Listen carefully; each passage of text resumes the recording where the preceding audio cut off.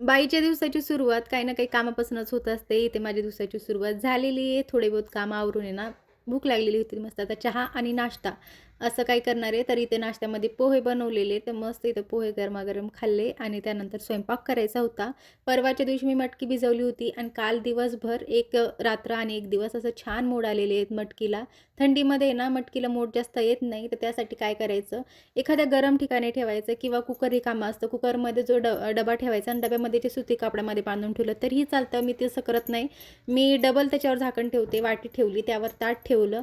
छान गरमीमध्ये मस्त मोड आलेले होते. असं थोडंसं गरमीमध्ये ठेवायचा प्रयत्न करायचा. इथे मी दोडक्याची भाजी बनवते आणखी म्हणजे थोडीशी लावून खायची बनवणार आहे ग्रेव्ही असलेली. मी दोडक्याची भाजी ना 2-3 टाईपमध्ये बनवते. जसं की डाळ दोडका किंवा मग अखंड दोडका असलेले अशी काप, जसं की मसाला भरून करतो ना आपण वांगं तसं. म्हणजे अशी काही ना काही वेगवेगळी केली ना थोडा टेस्ट पण वेगळा लागतो त्यासाठी. नंतर आईसाठी बनवलं मोसंबी ज्यूस आणि 2 मोसंबीचं थोडंच अर्धाच ग्लास ज्यूस झालं होतं. म्हणजे तेवढं कमी निघालं त्यामध्ये ज्यूस.